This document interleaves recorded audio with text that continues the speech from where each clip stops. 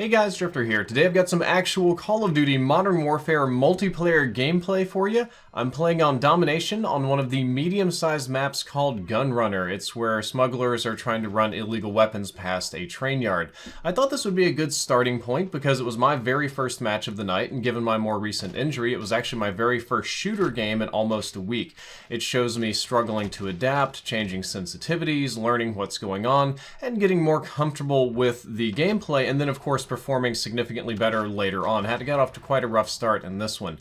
Of note, I'm playing PC in this one. All of my gameplay is going to be on PC. I didn't play PS4 at all, and in this particular game I'm playing with only other PC players, so it's very, very sweaty. Crossplay works just fine with Xbox, PS4, and PC. Like, Xbox and PS4 can join each other, PS4 and PC, Xbox and PC. Any combination you want to make, all three together, they can all join each other.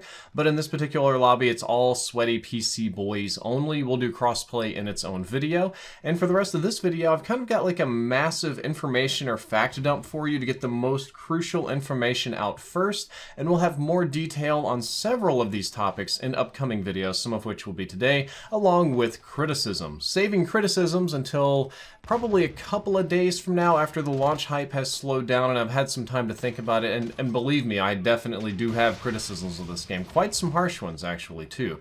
So fact number one that you're going to like, there is a nuke in multiplayer. You can earn a nuclear warhead in multiplayer. It's in the trailer that I got to see early that I unfortunately do not have access to right now tonight, so I can't show you the nuke in this video, but you'll definitely see it on launch day. As of tonight, nobody has earned it or figured out how to earn it, but it does appear to be a map ender. It's got to be some kind of very, very high gun streak or something, because Noah J went on a really big run in the 20v20 mode, and he still did not earn it.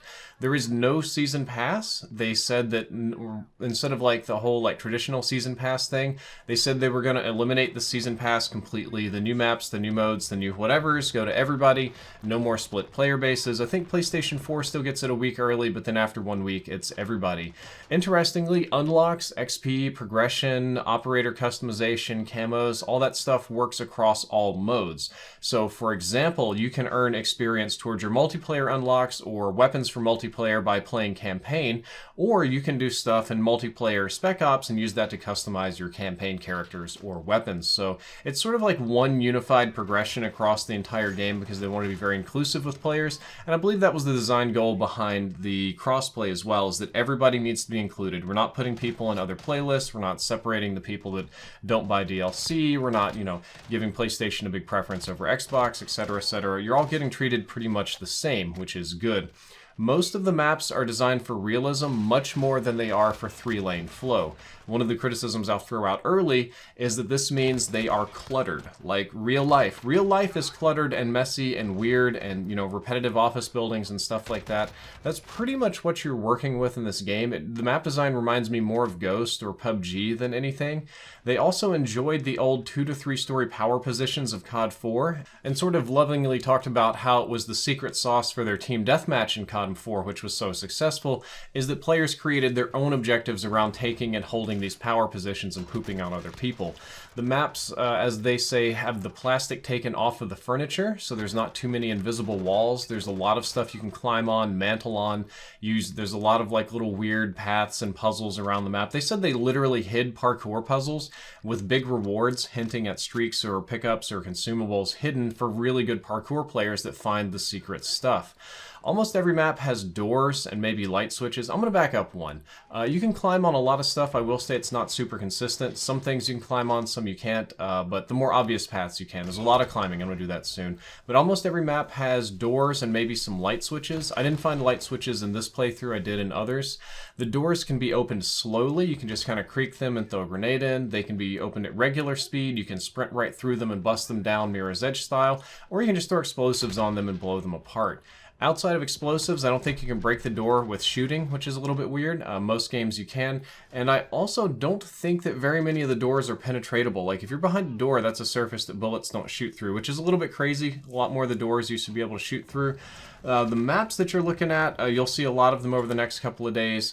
Pripyat is another multiplayer map that is shown in the trailer that we don't get to play here. So good old Chernobyl is back in multiplayer.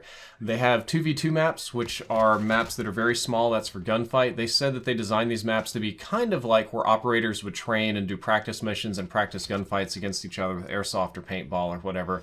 6v6 maps are a lot like what you're seeing right here. They're a little bit bigger, but still traditional Call of Duty size. And then they have some maps that accommodate 10v10 and 20v20 modes, which are just huge and crazy, and to be honest, I don't like them at all. I've got a whole video on how much I don't like the 20v20 map, but they're closer to Battlefield scale. They're really, really big. Let's talk about weapons briefly.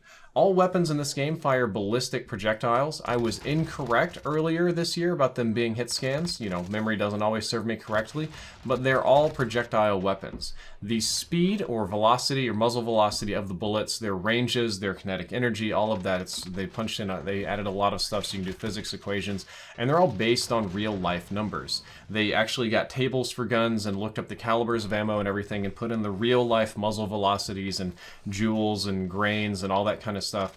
95% of them are real. They had to tweak 5%, mostly the pistols, for balance reasons to kind of keep the game functioning, but it's going to feel very real because most of them are running quite real numbers. And they even do like a damage calculation over range for energy, so that when you're trying to punch through walls at range, it's less effective than it is up close, kind of like real life, even though the damage that hits your body is kind of different.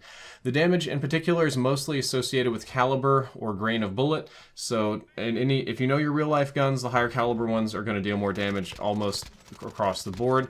And gun customization is actually insane. Like, gun customization is on an entirely different level. I'm showing you just a little bit of it here in the Gunsmith. I have an entirely different video that I have to do for that. But you can just put, I think every gun has 30 to 60 attachments depending on the guns. Most of the pistols only have 30, but most of the other weapons have about 50 to 60 total attachments. Every gun has 7 to 8 attachment slots. You've got the trigger, you've got the rail, you've got the muzzle, you've got the stock, you've got the underbarrel grip, you've got so much stuff. And you have a perk slot. The perk slot, thankfully, in most cases, is not like a magic enchantment. It's like faster mounting, sleight of hand. Your bullets cause people to heal a little bit slower. It's auto heal in this game instead of stim. Things kind of like that. Oh yeah, headshots give you bonus experience, so you level up faster. All the prestige boys will love that. And you get 5 of these slots for free on every gun. So you have seven slots total, and you can put 5 of any attachment or one of the gun perks on there for free. For any gun. It doesn't take off of your pick 10 or your creative class or anything. So you can just load your gun down and kit it out. Every attachment has radically different effects, from your aim down sight speed to your sprint out speed to your idle sway to your muzzle velocity to your wall penetrating to damage to range to rates of fire to absolutely everything. And some of them have downsides as well. For instance, like a heavy barrel on your gun will increase your range and accuracy, but it'll decrease your hip fire accuracy and it'll make your gun handle slower, whereas a snub nose or short barrel will do the exact opposite. You can like ADS quick, but it's going to kick a lot more. And in many cases, especially in this game, I kitted my guns so poorly that I actually made my guns worse. But I guess that's a different topic for a different video. But there's just a ton of stuff that you can do with them. Kill streaks in this game are for kills only. You do not get rewarded for capturing objectives or getting assists or anything like that. It's just pure kills. There's no support streaks. There's no perk that makes support streaks. There's no score streaks, no OBJ reward, and there's also no specialist strike package. So running around like a juiced up super soldier is not going to happen. You do get hardline, which is one less kill per reward, and you get something, I think it was called battle charge, where your kill streak kills count toward the next one. Otherwise, it's gun streak only. The perks are mostly simple and aren't going to speed boost you or tank you up too much. I have a different video on that. And there's only 2 factions in multiplayer.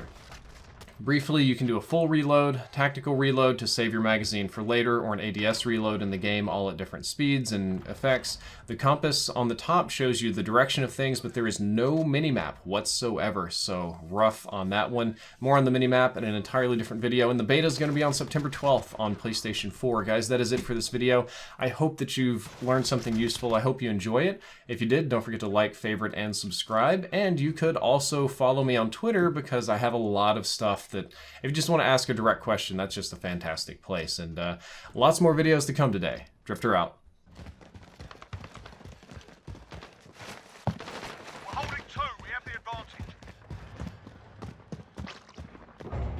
Crushing them.